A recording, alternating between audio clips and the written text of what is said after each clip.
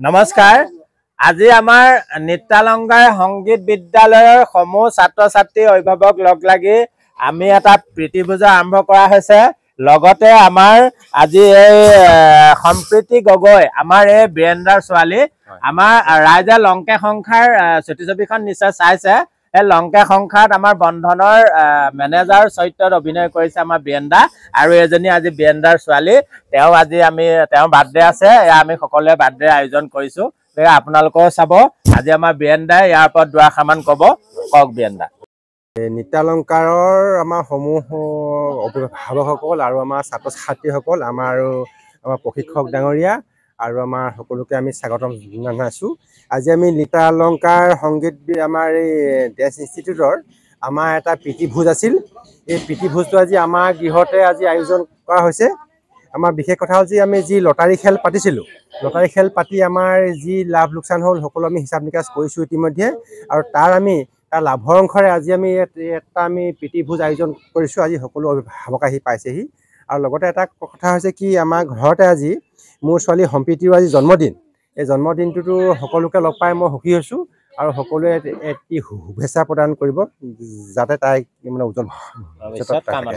এইখিনিকে মোৰ ফালৰ পৰা বক্তব্য ৰাখিলোঁ আৰু সকলোকে প্ৰীতিভোজ আৰু চাহ তামোল যি আয়োজন কৰিছোঁ সকলোৱে খাই যাব বুলি আমি অনুৰোধ কৰিলোঁ আৰু এতিয়া আমাৰ এই আমাৰ কেকটো কাটিবলৈ আমাৰ নিত্যালংকাৰৰ আমাৰ ছাৰক নিমন্ত্ৰণ কৰিছোঁ মাও আহক আমাৰ পৰিবাৰো আহক সকলো আহক আমাৰ দেই কেকটো আমাৰ গৃহিণীও আহক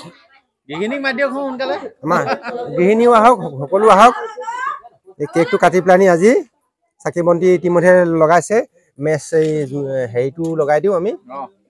ধূপকাঠিটো লগাই দিওঁ আহক নহ'লে গৃহিণী বাদ পৰি যাব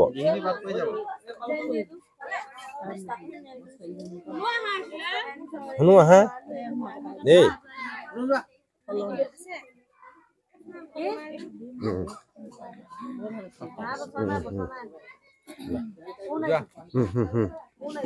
দেই ল'ৰা ছোৱালীখিনি আমাৰ ভাইটি ভণ্টিসকল সকলো আহা দেই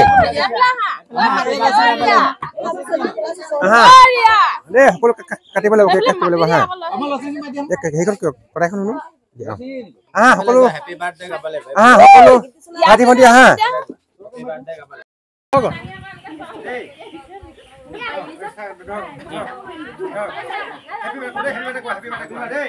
Happy birthday to you. Happy birthday to you. Happy birthday to you. Happy birthday to you. Happy birthday to you. Happy birthday to you. Happy birthday, home kitty. Happy birthday to you. Thank you very much.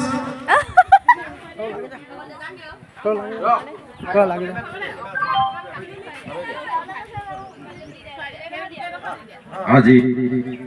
আমাৰ উপস্থিত ৰাইজসকল আজি সম্প্ৰীতি জন্মদিন উপলক্ষে এটি cake কাটিছে সমূহ ৰাইজসকলে আমাৰ লগত থাকিবলৈ আশীৰ্বাদ দিয়ে সেইকাৰণে তাকে কৈ আমাৰ ল'ৰা ছোৱালীসকলো বাৰ্থডে আজি তেওঁক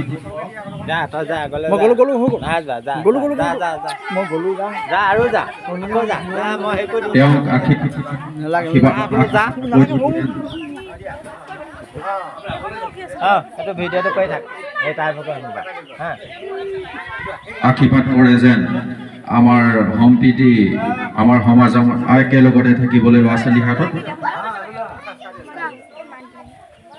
ধন্যবাদ।